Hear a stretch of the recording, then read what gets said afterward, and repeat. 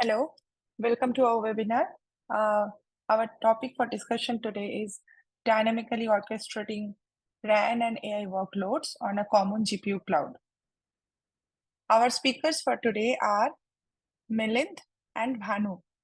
So I'll introduce them briefly. Milind has over 2 decades of experience in telecom domain and has been engaged with many tier 1 and tier 2 telecom operators in helping them defining their solution stack and delivering the projects requiring mix of telecom and technology expertise. Currently in Arna, he is playing a role of principal consultant and is mostly involved in technical side of the go-to-market. Bhanu is a technical architect at Arna Networks, and his area of focus are edge orchestration, private 5G, O-RAN, and packet core. He has over 15 years of experience in wired and wireless networking. Currently, he's part of product engineering team in Arna Networks. I'll hand it over to Milind. Milind will take us through the presentation shortly. Thanks, Pulomi, and welcome everyone for this webinar, and thanks for joining. So we will be talking about how RAN and AI workloads would be orchestrated on the same GPU cloud. Now, what is the rationale behind, having both of these workloads run on the same GPU cloud? What are the use cases? What benefits will be we will be getting by having those two workloads running on the same GPU cloud, and how to do it? What's the technical implementation? What things to be taken care of? So all of these we will be discussing in this webinar. Also followed by the demo. So I will first walk you through all of these aspects. So first we'll cover the AI and RAN on the same GPU cloud, and some brief introduction on what it means.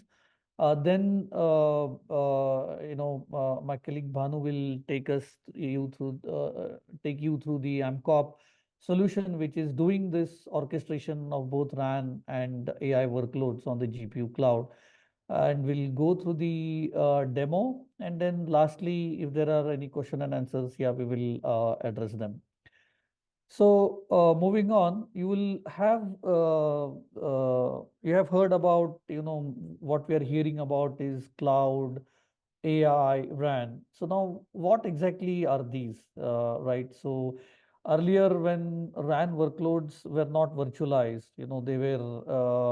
uh, they were running as a proprietary on a proprietary hardware in a proprietary EMS. But slowly with the disaggregation and ORAN specifications in place, we started seeing even the RAN components getting virtualized and even containerized, right? So we have now many implementations, either they are ORAN compliant, or even if they are not ORAN compliant, they are virtualized or containerized. So because of this disaggregation, we were able to run some of the RAN workloads on typical Kubernetes kinds of environments, a cloud native implementation.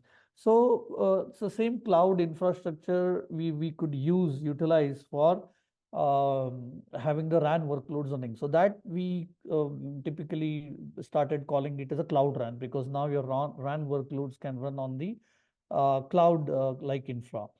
But now with this, when they started running in the cloud like infra or a generic hardware, moving from a proprietary hardware, then because of the RAN L1 and L2 nature, and because of the high processing needs, there were some solutions where the acceleration had to be included. And few of those examples would, for example, like NVIDIA has an aerial SDK through which you can accelerate the L1 and L2 processing of the RAN layers.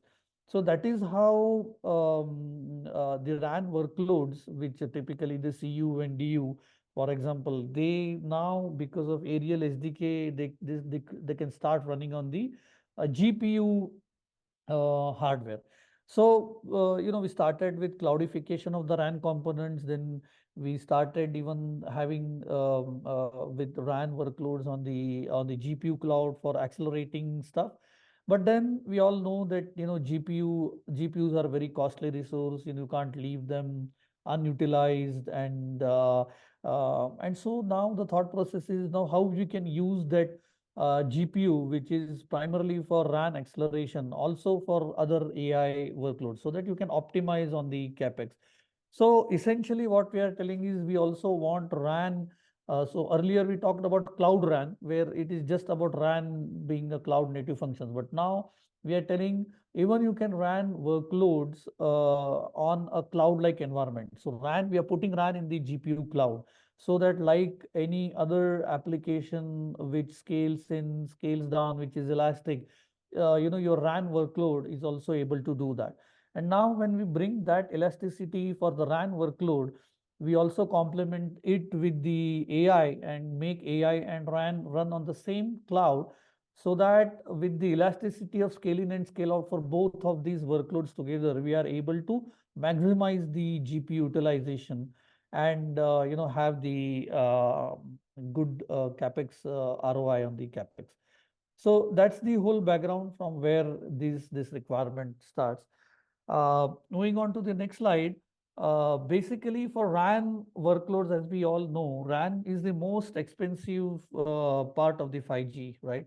So you always have to design your RAN network such that it can offer, it can be provisioned for the peak workload.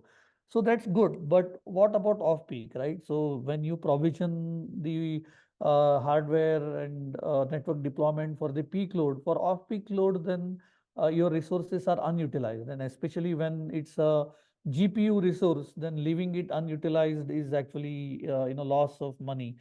So here we see that in the heavy traffic it would be only the RAN workload, which can be VRAN or an ORAN. And when the traffic is less and you're in off-peak hour, then you will be able to run RAN workloads. Along with RAN workloads, you will be also able to run the AI/ML kinds of workloads. So basically, we are scaling in some RAN workloads and then utilizing that capacity for the AI workloads. And all of this has to be done dynamically. And we'll go through the solution of ARNA MCOP orchestrator that is going to help you do that. And what it is going to achieve is your return on the ROI and getting the investment on the GPU, getting the returns in very fast time. So that's the whole idea. So how do we do this? If we go to the next slide, we have actually the mm, uh, what are the functional elements for to do that, right? So first and foremost, when you want a workload or you want an orchestrator to do both RAN and AI, what are the functional elements that are involved that is being shown here? So you need an AI and RAN infrastructure, orchestration and management. That means an infrastructure, a GPU cloud, which can be provisioned for both RAN and AI workloads, because they both also will have a different kinds of requirements on the GPU infrastructure. So you need an automation configuration for all for managing the GPU cloud for these different kinds of workloads. So that is the one that you see in the bottom. And then you need to orchestrate AI and orchestrate the RAN. So for both of these also, there are various typical other requirements when the because the workload, the kind of workload is different, like orchestrating an AI onto AI ML workload onto an AI RAN infrastructure has a different kind of requirements than typically orchestrating a RAN on the same infrastructure, right? The prerequisites are different, the nature of workloads are different, and things like that. So basically, then you need the capability or common orchestrator which is able to do both of this.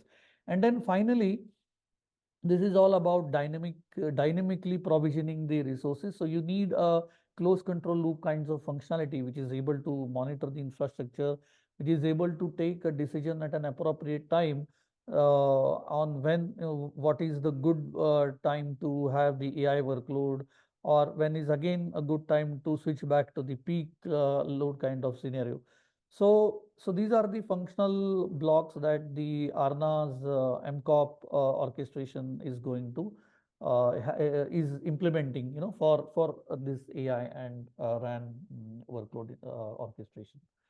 Moving on to the next slide.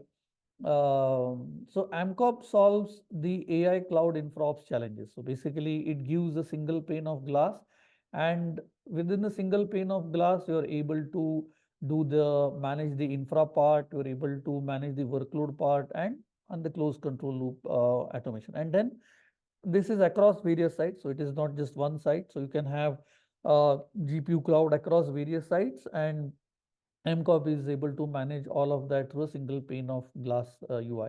So from an infra orchestration perspective, it is able to bring up the bare metal, the GPU infrastructure, the CPU infrastructure also.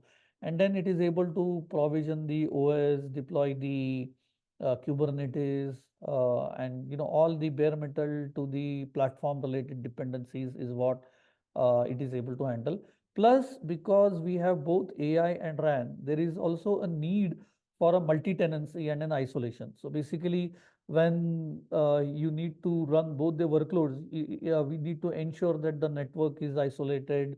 The isolation is at the pod level, it is at the network VXLAN layer, and so on and so for the storage layer, everything.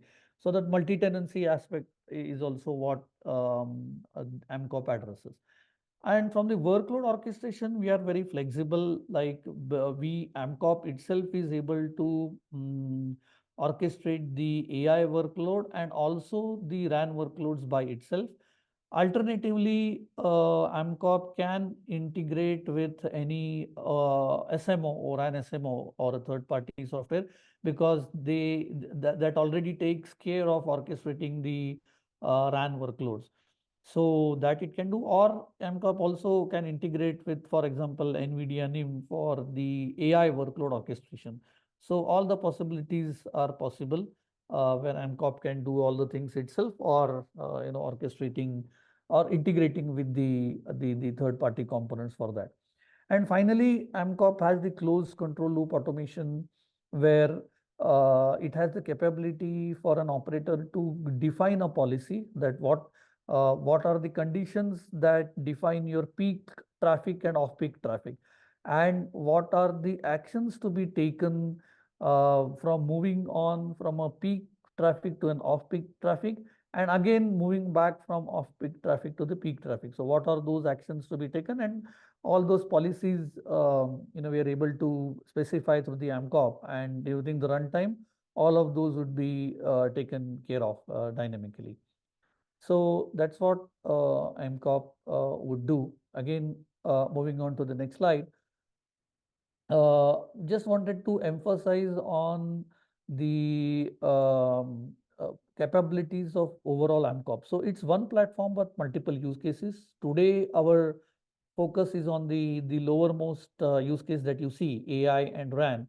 But AMCOP as such is able to address multiple use cases with a single platform. The same platform we are using for a single click private 5G deployments, the same platform, and also act as a edge orchestrator, where the a number of edge sites would be in 10,000s or even more, and completely in an automated way. That's the role that AMCOP plays. And in few of our earlier engagements, AMCOP also acted as end-to-end service orchestrator for telcos. In some variations, some ITSI, NFVO, and the ORAN SMO as well, with ORAN O1 interface compliance and things like that. So it's the same platform for multiple use cases.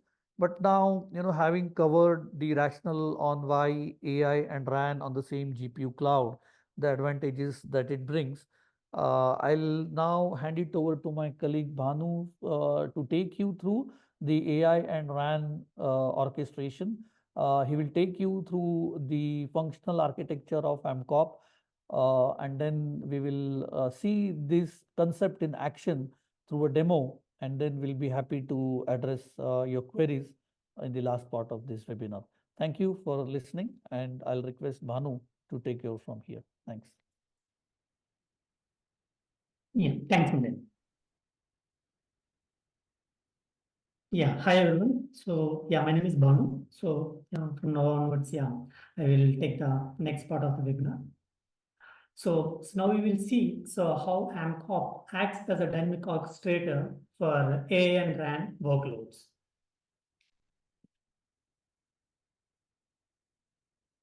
So if you see there are two scenarios here. So on the leftmost side, you see the peak hour scenario where the complete hardware is being fully utilized, whereas in the rightmost side, you see the off-peak hour scenario. So AMCOP plays the dynamic orchestrator role where based on the utilization, if the utilization is less than the threshold, then it switches the traffic to the one node and it free up the one server and where it can deploy its applications. So before getting into that, let's see what is the infrastructure for this. If you see here in this setup, we have three GPU accelerated hardwares. So whereas on one, we deployed 5G core and also the orchestrator AMCOP. On the other GPU, so we deployed the DU and the CU and the same with the other GNB as well. And both are connected to front hall switch and it connects to the respective RU. So in the peak hour, so it serves the traffic from the users to these RUs. Okay, so whereas in the off-peak hours, so this utilization is less, then AMCOP migrates the DU from the one of the cluster to the other cluster, and it frees up the server and it deploys its application here. So then how it will do that we will see in the subsequent slides.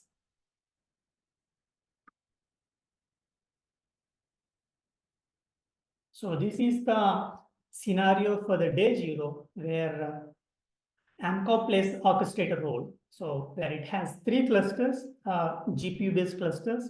In the first cluster where AMCOP is deployed, we need to onboard 3 clusters. The cluster where AMCOP is running and GNB1 and GNB2. And subsequently, it deploys the core, Radisys core on and RAN on GNB1 and GNB2. And after that, it will do the front hall switch configuration so that ORU1 will connect to the DU1 and ORU2 will connect to the DU2. And also, there is a policy configuration on the 5G UPF pod to monitor it. So as a part of this demo, so the configuration set was 60 Mbps. So if anything less than 60 Mbps, that considered as off-peak hours. Beyond that, it considered as a peak hours.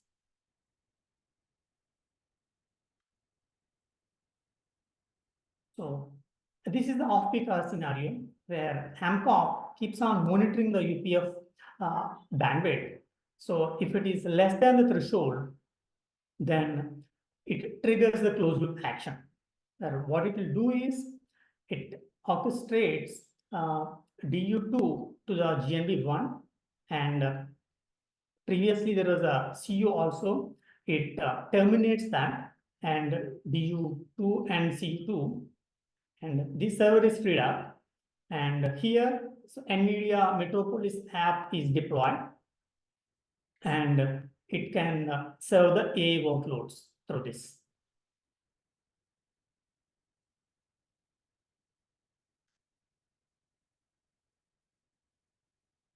Now we will zoom into the functional flow of the same. The core components within AMCOP, if you see here, so The first one is Orchestrator, where it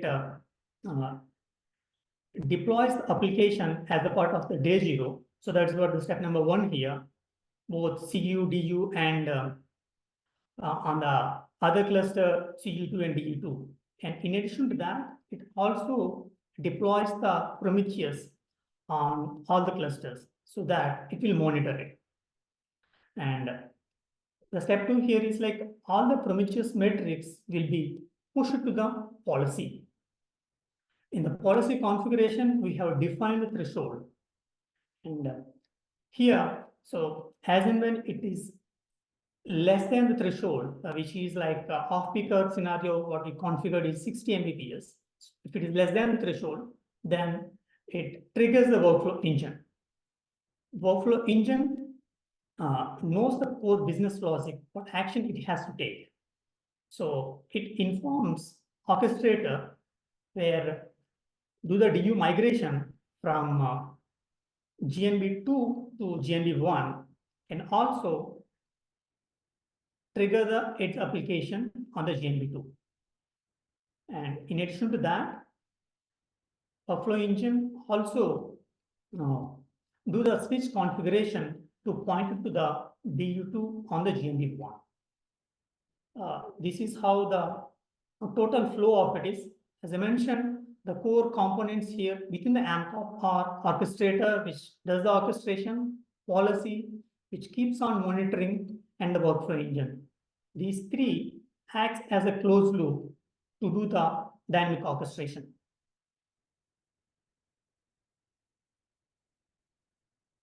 Moving on, now I will show the demo of this entire thing. So this is a recorded one, which we have already did with other vendors. So I will play the recording and I will explain it. The one what you are seeing is the AMCOP screen, so where all the three clusters should be onboarded. So just for the simplicity, we have given the names as CN, which is a core network, and other two clusters with the GNB.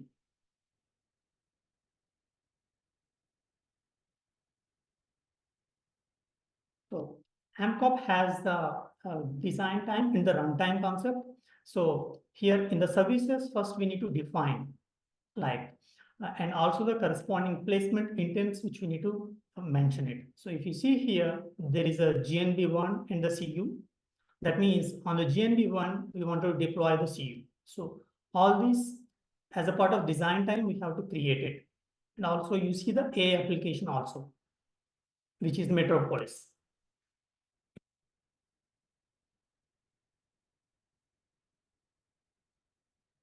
So yeah, these are the logical clusters which I explained. And this is the runtime, the service instance creation. So now we will do the instance creation. So if you see here, the GNB1, CU1, which is instantiated, that means this is the runtime. Similarly, we will instantiate the other services as well. Now, if you see here, now we are seeing the G node B of the DU1.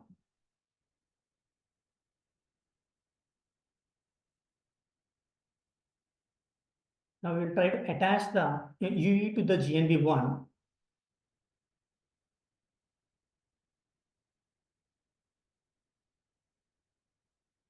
Now, this is the attaching UI to the G node B2.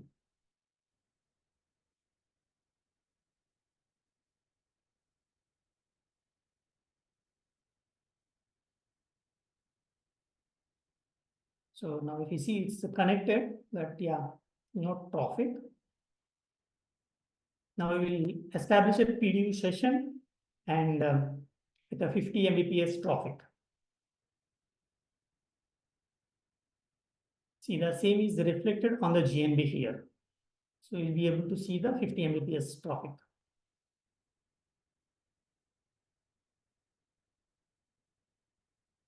Similarly, on the GNB2, we are sending the 50 Mbps, and we are able to see it on the GNB2 as well.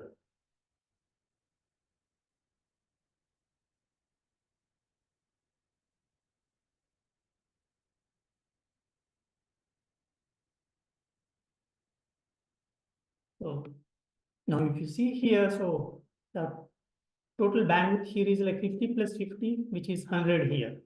So that's what we are monitoring on the Grafana. Now, so far what we have seen is the peak hour scenario. Now we will try to simulate off-peak hours. So on the GNB1, we try to reduce the traffic from 50 to 40 Mbps.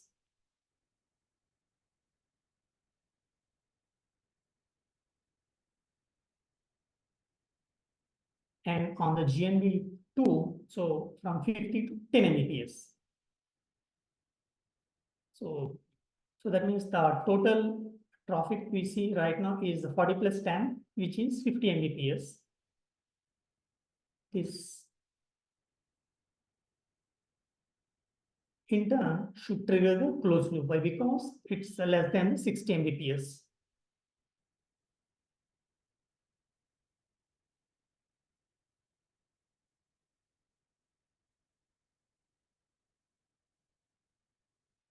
If you see here, so on GNB1, DU2 got instantiated, whereas on the GNB2, the DU got terminated.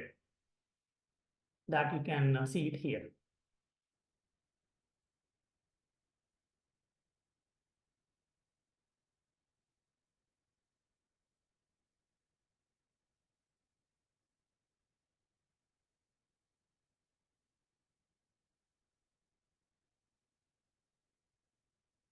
Now both GNB DU1 and DU2 are coming from the server.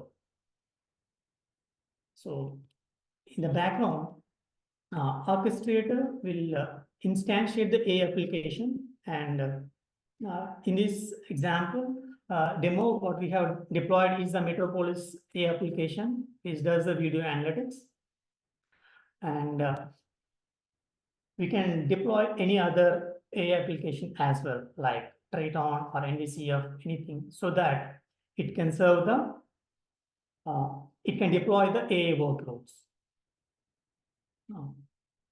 That's about the demo. So if you have any questions, yeah, we are happy to answer.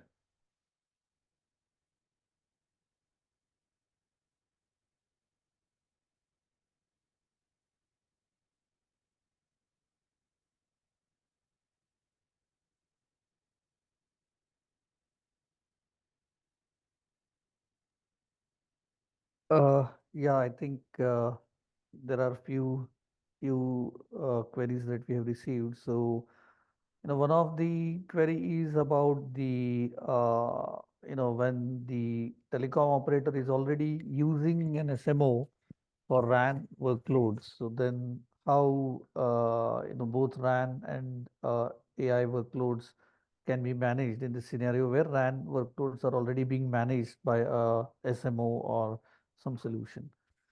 Yeah. So for that, like as I was mentioning during the course of the webinar, so AMCOP as such can also integrate with any of the SMO for the RAN part, and the other pieces of or what are required, those will be managed by the AMCOP, like closed policies, the workflow engine, and things like that.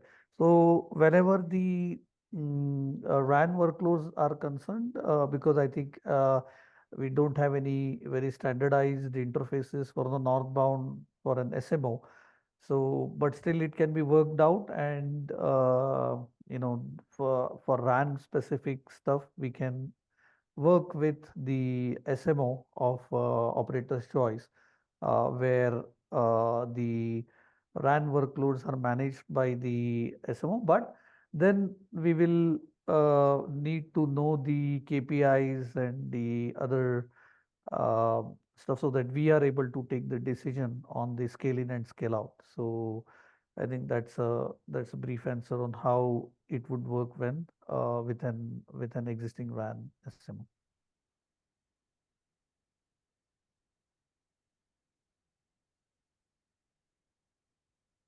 Okay, I see another query being, uh,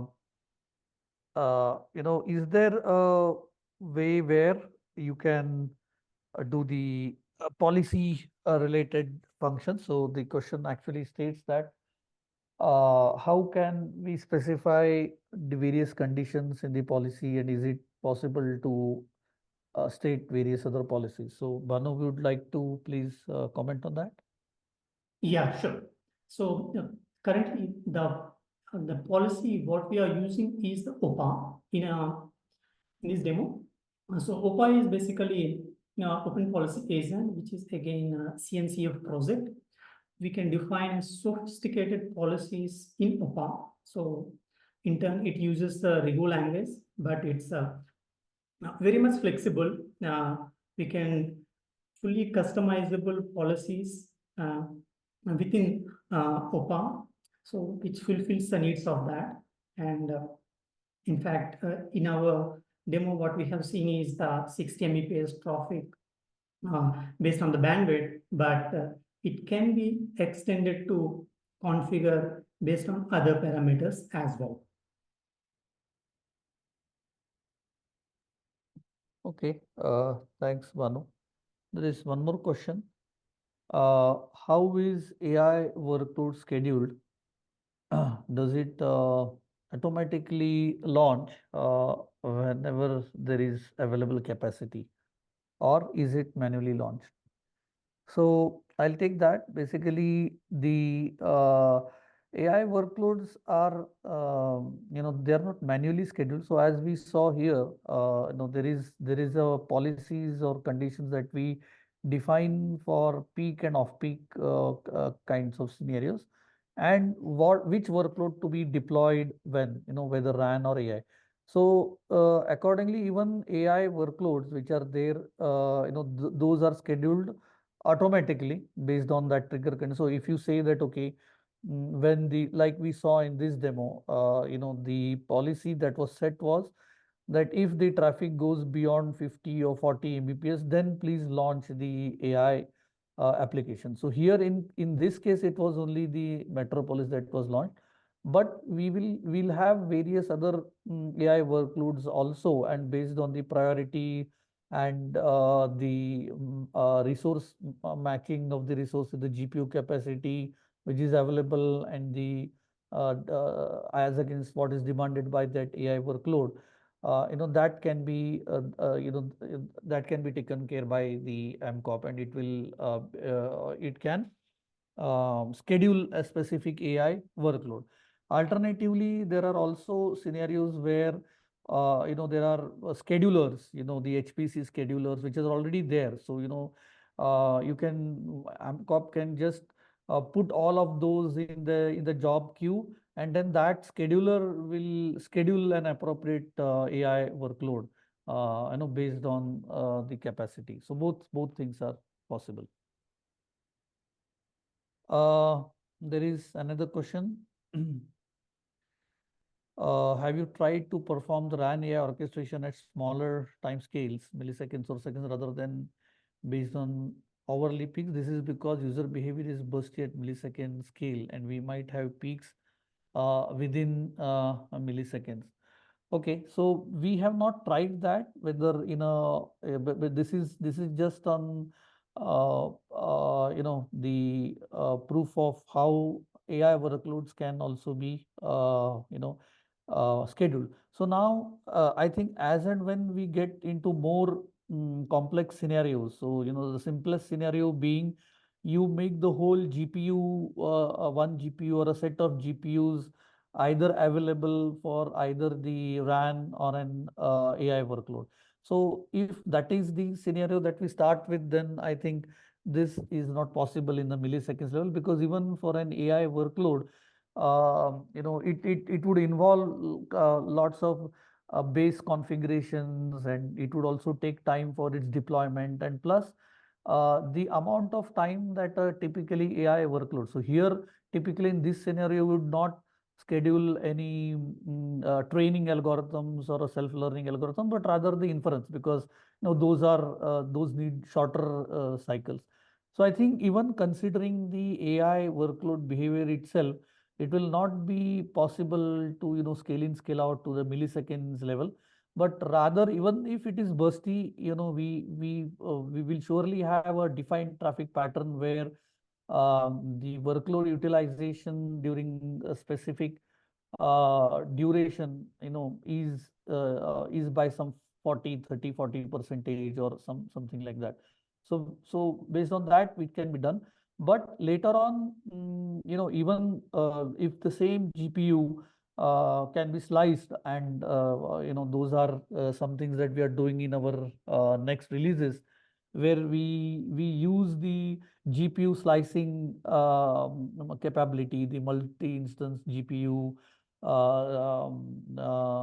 capabilities. So there, within the same GPU can allocate. So that will be a little bit faster, and probably we'll get to more dynamic or more granular level of switching between AI and RAN workloads.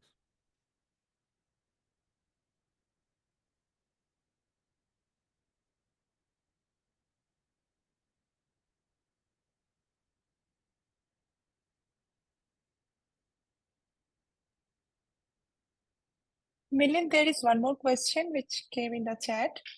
How do you guarantee critical workload 5G used, for example, emergency services are not compromised by AI workloads?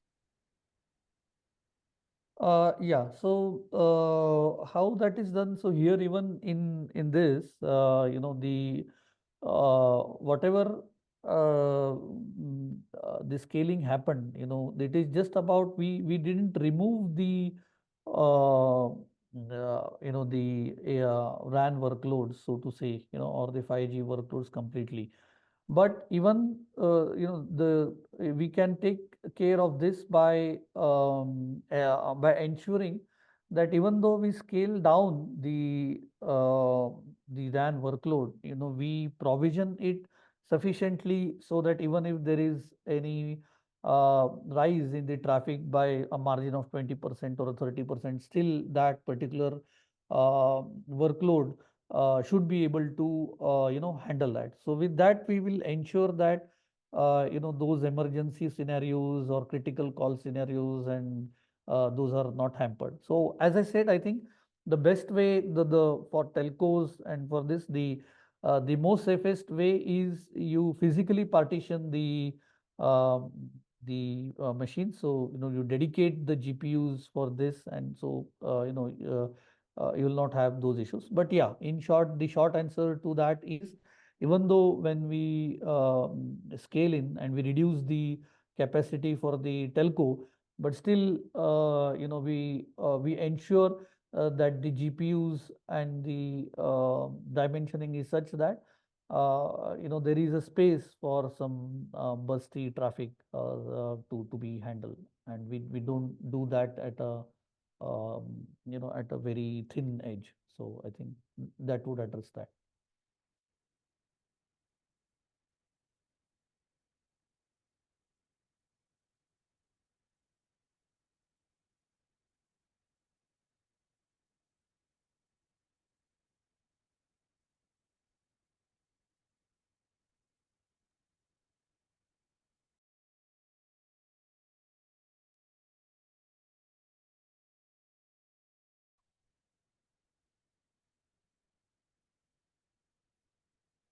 Okay, thank you. Thank you, Milind. Thank you, Banu. And thanks to all the participants for attending the webinar. We have tried answering most of your questions, but still, in case you have any more questions, feel free to get in touch with us at info@arnanetworks.com. We'll try to answer all your questions. We'll also send you a recorded version of this webinar, and we'll mail it to your email ID.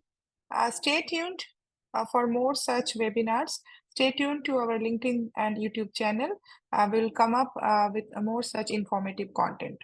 Thank you so much.